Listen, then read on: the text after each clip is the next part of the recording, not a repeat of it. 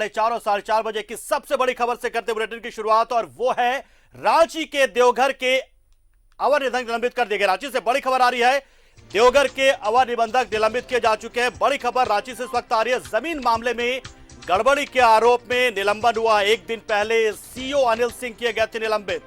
तो बड़ी अहम खबर, लगातार इस खबर पर हम बने रहे और देखिए अब हम नतीजे पर पहुंचने लगे और जिस तरीके से जिस मुहिम को हमने चलाना शुरू किया था उसका असर देखिए। ये एक बड़ा असर होता है जब आप सूत्रों के हवाले से खबर नहीं चलाते, आपके पास पुख्ता सबूत होते हैं, आप सच्ची पत्रकारिता कहते हैं और आपके पास वो सब कुछ होता है जिसके आधार पर कार्रवाई करनी पड़ती प्रशासन को। और देखिए कार्रवाई होती है यहाँ पर, क्योंकि हमने सूत्रों के हवाले से खबर नहीं चलाई थी, हमारे पास पुख्ता सबूत थे, हमारे पास वो पीड़ित मौजूद थे, उन पीड़ितों के दस्तावेज हमारे पास मौजूद थे। और देखिए उसका असर ये होता है कि मुख्यमंत्री ने स्वीकृति दी पहले सीओ के निलंबन की, और अब अवर निबंधक यानी कि सब रजिस्ट्रार राहुल चौबे के निलंबन की भी स्वीकृति मिल गई है, तो ये भी अब निलंबित हो गए हैं। तो बड़ी और अहम खबर, इसे कहते हैं सच्ची पत्रकारिता। और लगातार हम इस बात को कहते हैं और बार बार कहते हैं कि हम उन खबरों को प्रमुखता से दिखाते हैं जो जनता से जुड़े होते हैं, जिसमें जनता परेशान होती है। उन खबरों को हम इस तरीके से दिखाते हैं कि प्रशासन तक वो आवाज पहुंचे, जनता की आवाज बनकर हम उस खबरों को दिखाते हैं और उस खबर का असर होता है, और बिल्कुल होता है।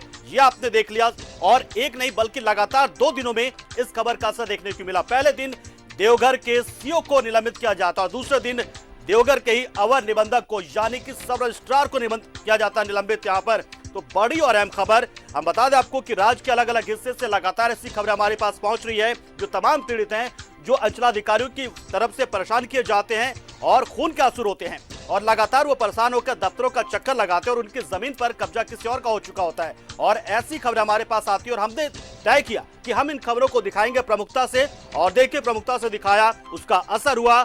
और रांची से जो बड़ी खबर आ गई, जिसमें मतलब साफ हो जाता है कि हमारी खबर का असर होता है। हम उन खबरों को दिखाते हैं जिसके पीछे एक सच्चाई होती है, उसके पीछे जनता की आह होती है, और इसी आह की वजह से देखिए आज देवघर के जो सब रजिस्ट्रार हैं वो भी निलंबित हो गए। और उससे पहले यानी कि कल की बात करें तो कल देवघर के सीओ अनिल सिंह का भी निलंबन हो गया था। यानी कि कुल मिलाकर एक बड़ी और अहम खबर, और ये एक संदेश है, एक संकेत है सरकार का भी कि अगर आप भ्रष्टाचार करेंगे तो आप नपेंगे। और एक संदेश है उन तमाम अंचलाधिकारियों को, उन तमाम अधिकारियों को कि न्यूज़ 11 भारत भी सच का साथ कभी नहीं छोड़ेगा, डगमगाएगा कभी नहीं।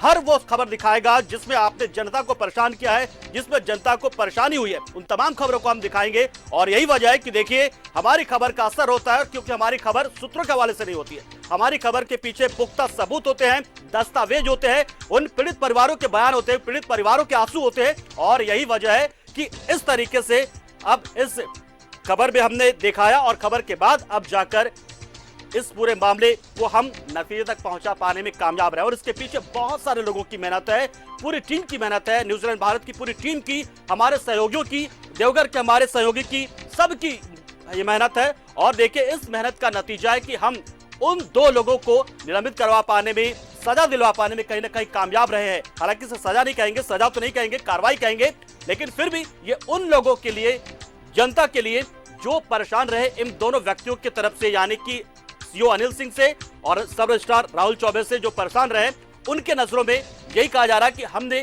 एक तरीके से सजा दिलवाने का काम किया है मुख्यमंत्री के जरिए इन दोनों लोगों को। तो तस्वीरें हम आपको दिखाएंगे, एक एक करके वो तस्वीरें भी दिखाएंगे हम कि कौन है राहुल चौबे और क्या कनेक्शन है इनका इस पूरे मामले को लेकर। तमाम चीजें हम लगातार एक एक बाद एक दिखाते जा रहे हैं। तो बड़ी और अहम खबर से इस वक्त आपको हम रूबरू करा रहे हैं। जमीन मामले में गड़बड़ी का ये मामला है। एक दिन पहले सीओ अनिल सिंह को हटाया जाता है और दूसरे दिन सब रजिस्ट्रार राहुल चौबे को भी निलंबित किया जाता है। देवघर सीओ की अनुशंसा पर मुख्यमंत्री ने स्वीकृति दी और दोनों को एक के बाद एक निलंबित किया जाता है।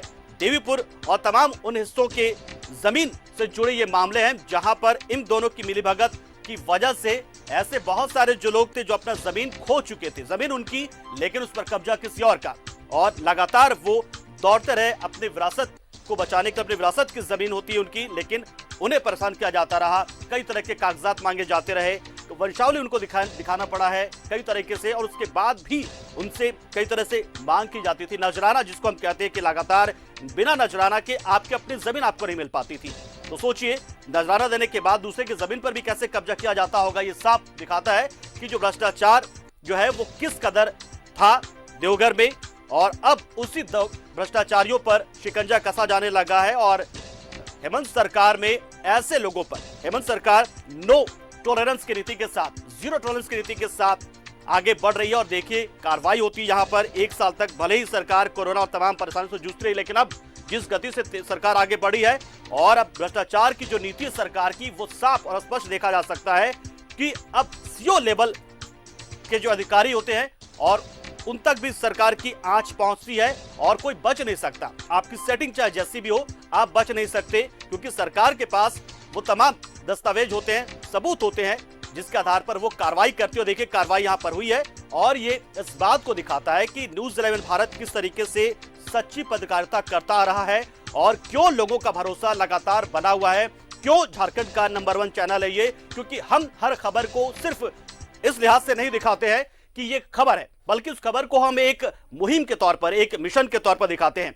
और अब हम सीधा यह बातचीत यहां पे करते हैं। हमारे साथ हमारे सहयोगी जुड़ चुके हैं आकाश भार्गव न्यूज रूम से, जो लगातार ऐसी खबरों को हमारे बीच लाते रहे। बहुत सारे जो परेशान पीड़ित परिवार होते थे वो इनसे संपर्क करते थे और इनके जरिए वो खबर हम तक पहुंची। उस खबर को हमने प्रमुखता से दिखाया और आज देखिए उस खबर का असर, ये बहुत बड़ा असर है। और ये पत्रकारिता का एक वैसा जज्बा है, वो लेवल है जिसमें हम कह सकते कि हाँ, हमने जनता का भला किया है, हमने जनता की वो सच्चाई सरकार तक पहुंचाई और सरकार ने देखी कार्रवाई की है। सीधे हम बात करते हैं आकाश भार्गव से। आकाश, बहुत बड़ी खबर, हमारे खबर का असर इस तरीके से होगा शायद हमने सोचा भी नहीं था। काम तो हम लगातार करते हैं और कहते भी हैं कि कर्म कर फल की इच्छा ना कर, लेकिन देखिए फल भी सामने मिलने लगा किसने किस तरीके से। आकाश जी हाँ, देखिए राहुल चौबे उस शख्स का नाम है जिसने पूरे झारखंड को न सिर्फ लूटा बल्कि लोगों को इस कदर प्रताड़ित किया कि राहुल चौबे की प्रताड़ना से तंग आकर लोग आत्महत्या तक करने को मजबूर हुए। सबसे पहले मैं राहुल चौबे की दास्तान रांची से ही शुरू करता हूं। राहुल चौबे वह शख्स है जिसने अपनी पत्नी के नाम से 5-5 भूखंड खरीद रखे हैं। 5-5 डीड हैं न्यूज़ 11 भारत के पास राहुल चौबे की पत्नी के नाम से, जिसमें किसी में उसने अपना नाम दिया है, किसी में पत्नी के पिता का नाम दिया है। और इस शख्स ने पूरे रांची में, और जो क्रीम स्थान कहे जाते हैं, जो बिल्कुल पॉश इलाके कहे जाते हैं, वैसे इलाकों में इसने अपनी पत्नी के नाम से और अपने विभिन्न रिश्तेदारों के नाम से, जिसकी छानबीन एसीबी की करनी चाहिए, जमीन ले रखी है। राहुल चौबे उस शख्स का नाम है जो गैरमजरूआ जमीन का सबसे बड़ा मास्टरमाइंड है। आज जिस हेहल अंचल की हम बात करते हैं, बजरा मौजा की बात करते हैं, या राजधानी रांची के आसपास से सटे तमाम इलाकों में जो जमीन से संबंधित विवादों की बात करते हैं, तो इन तमाम विवादों के पीछे यदि कोई एक मास्टरमाइंड है तो वह है राहुल चौबे। अनिल सिंह तो सिर्फ राहुल चौबे का साथ देते नजर आए थे जिस मामले में उनको निलंबित किया गया, लेकिन राहुल चौबे ने राजधानी रांची में अपनी पोस्टिंग के दौरान रांची और इसके आसपास की तमाम भूखंडों को विवादित कर दिया और इसकी एवज में इसने काफी काली मोटी कमाई की। अब चलिए मैं राहुल चौबे की एक खेल से, जिसे मैं पहले भी बता चुका हूं, लेकिन फिर भी जो दर्शक हमारे साथ नए जुड़े हुए हैं उनके लिए मैं बताना चाहूंगा कि राहुल चौबे ही वह शख्स है जिसकी वजह से आज खाता संख्या 119 न सिर्फ झारखंड में बल्कि पूरे देश में फेमस हो चुका है, क्योंकि राहुल चौबे का ही यह सारी कारस्तानी है, राहुल चौबे के ही दिमाग की यह उपज है।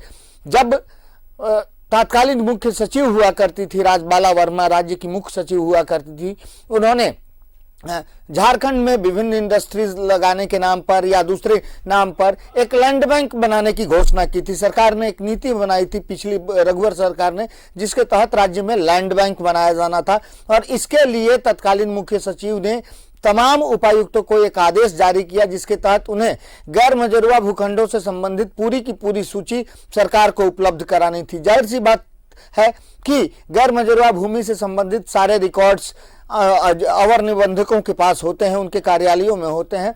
जब रांची में यह डिमांड किया गया तो राहुल चौबे की नजर हेहल, जो जिसके बजरा मौजा की मैं बात कर रहा हूं, वह राजधानी रांची के बीचों बीच स्थित है, बहुत ही बेशकीमती है, लगभग 900 करोड़ रुपए का मामला बनता है।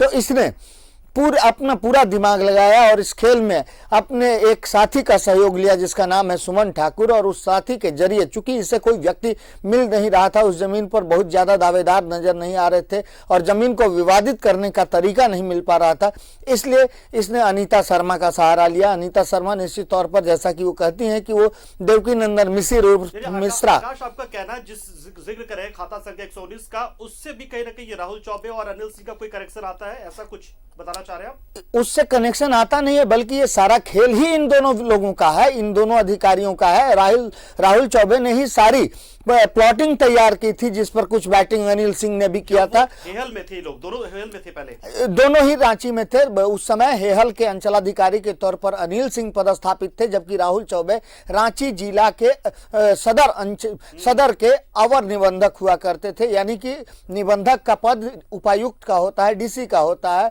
और जो रजिस्ट्री करते हैं, क्योंकि डीसी के बदले उसे अवर निबंधक कहते हैं, सब रजिस्ट्रार कहा जाता है। तो रांची सदर के ये अवर निबंधक हुआ करते थे। आज भी हेहल अंचल की भूखंडों की रजिस्ट्री सदर अंचल में ही होती है, सदर अवर निबंधक के कार्यालय में होती है। तो ये वहां थे और यहीं से इन्होंने सारी प्लॉटिंग तैयार की। इसमें निश्चित तौर पर इन्हें अनिल सिंह का भी सहयोग मिला, सुमन ठाकुर का भी सहयोग मिला, जो कि जमीन के एक धंधेबाज के रूप में अभी तक सामने आया है। हालांकि हम बार बार उनसे आग्रह करते हैं कि आप सामने आइए और अपनी बातों को स्पष्ट रूप से रखिए। तो राहुल चौबे ने ही यह सारा खेल खेला, सारी साजिश रची, जिसके कारण आज खाता संख्या 119 इस कदर विवादित हो चुका है। राहुल चौबे की जब जहां जहां पदस्थापना रही, वहां वहां इन्होंने खेल किया।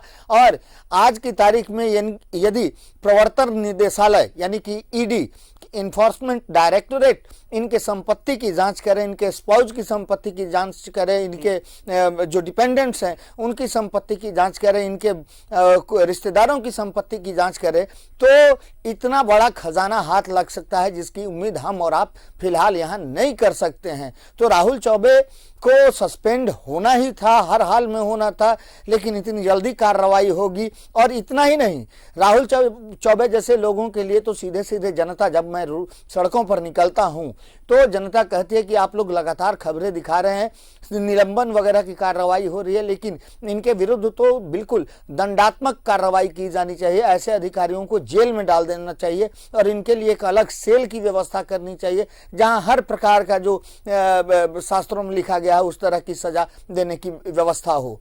पंकज, बिल्कुल आकाश, आपने जिस तरीके से बताया और जिस तरीके से दिखाया कि किस तरीके से जमीन का ये खेल होता है, और ये सिर्फ देवघर की बात नहीं है, जहां जहां पर ये चौबे रहा है वहां वहां उसने खेल किया, और कोई एक सीओ के अंडर रहने के बावजूद नहीं, बल्कि तमाम एक सिंडिकेट इसने फैला रखा, जिसके अंदर में कई सारे सीओ होते होंगे, कई तरह के अधिकारी होते होंगे, और ये खेल खेलते रहा। और इन्होंने बताया जिस तरीके से आकाश ने कि अगर ईडी जांच करे तो शायद जो तमाम सीओ उससे कहीं ज्यादा संपत्ति इस राहुल चौबे की निकल सकती। बहुत बहुत शुक्रिया आप हमारे साथ जुड़े आकाश, और आपने पूरी जानकारी दी और बताया कि किस तरीके से हमने इस खबर को दिखाया, इस खबर का असर हुआ। और ये खेल सिर्फ एक जिले का नहीं है, किसी एक अंचल का नहीं है, बल्कि ये पूरे राज्य के उन तमाम जिलों का है जहां पर ऐसे रजिस्ट्रार होते हैं, सब रजिस्ट्रार जो होते हैं, और ऐसे अंचलाधिकारी होते हैं, और ये किसी भी जगह कभी भी खेला जा सकता है। लेकिन कहते हैं कि भ्रष्टाचार और ऐसी चोरियां होती है, उसका बहुत लंबी जिंदगी नहीं होती है, कोई ना कोई सुराग ऐसा मिल ही जाता है, कोई ना कोई ऐसी लीड मिल ही जाती है जिससे सामने आ जाता है, सच है सामने आ जाता है। और ऐसी लीड हमें मिली और इसी लीड के सहारे हम आगे बढ़े।